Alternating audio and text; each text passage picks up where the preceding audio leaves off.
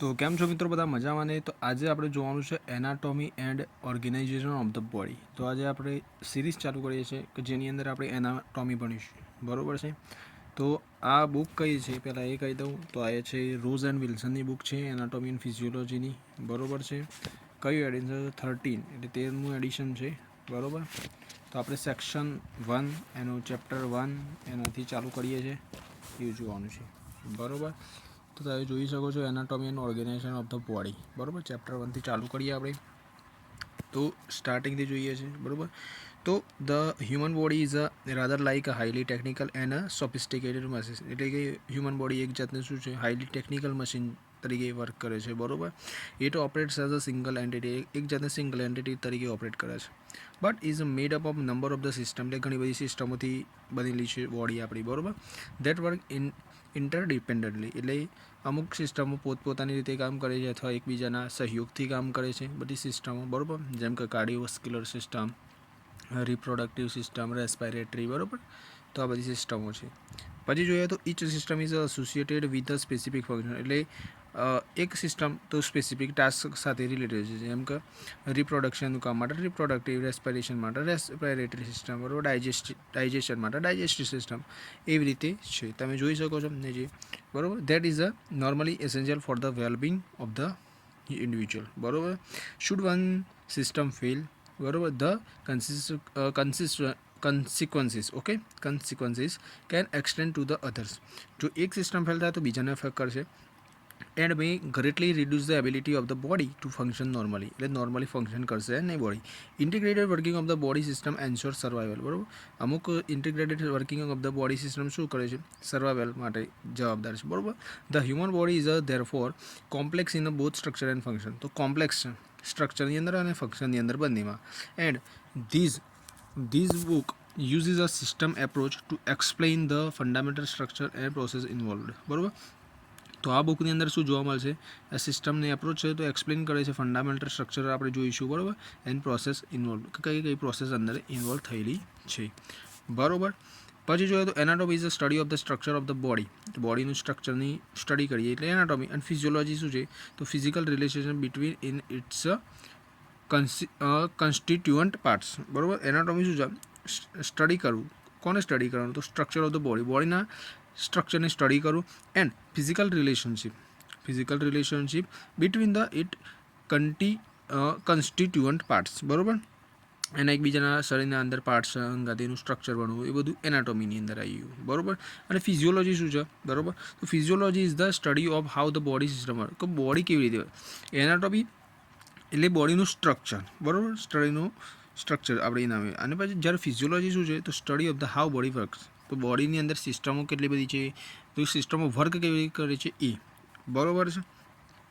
પછી જોઈએ ક્યાં હતા આપણે? Physiology of the study of the work and the ways in which their integrated activities maintain the life and the health of the individual. કની અંદર બધી ફિઝિયોલોજીની અંદર સિસ્ટમ કેવી રીતે વર્ક કરે છે, ઇન્ટિગ્રેટેડ એક્ટિવિટીઝ કેવી રીતે થાય છે, લાઈફ હેલ્થ બધું ઇન્ડિવિજ્યુઅલની અંદર મેન્ટેન કેવી રીતે થાય છે એ બધું.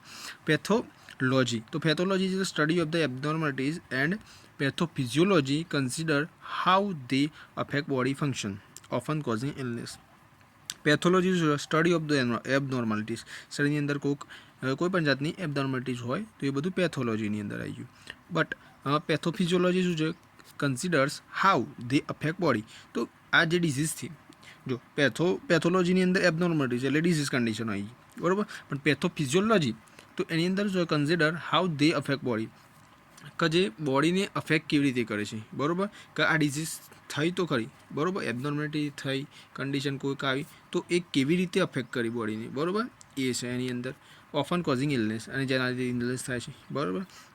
હવે તો this chapter introduces the body system and how they are organized, બરાબર છે. The following section provides and overview, બરાબર. The following section provides an overview of levels of structural complexity, બરોબર છે. આની અંદર કોમ્પ્લેક્સિટી કેટલી છે એ બધું found within the body system, બરાબર. The smallest unit of the living matter are cell, તો સૌથી નાનું આપણી અંદર બોડીની અંદર નાનામાં નાનું યુનિટ કયો છે? સેલ છે, બધાને ખબર છે. That form the building blocks of the that form the building blocks for the diverse body organs, બરોબર છે. હવે the human body contains around 30 trillion cell. કેટલા?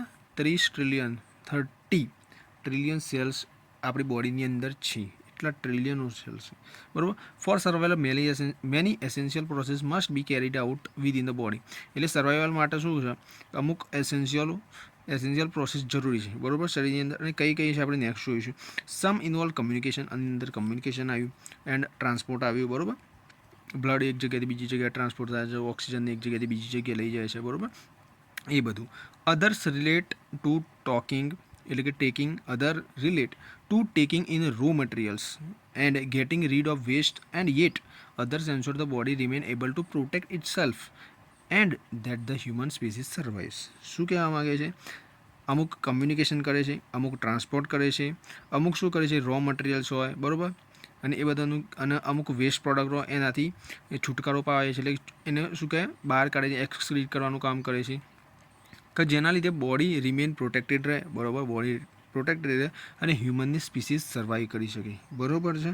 હવે this process are used as heading in the next section to introduce the body system, બરાબર, આપણે નેક્સ્ટની અંદર જોઈએ છે. Which are then explored in the depth in the later chapter. તો નેક્સ્ટની અંદર ડેપ્થની અંદર ઇન ડેપ્થ જોવાનું છે, તો આપણે નેક્સ્ટ ચેપ્ટરની અંદર, બધા આવતા ચેપ્ટરની અંદર આપણે જોવાનું છે, બરાબર. Use of standardized anatomical terminology enables the physical relationship between structure within the body. શું કહેવા માગે છે?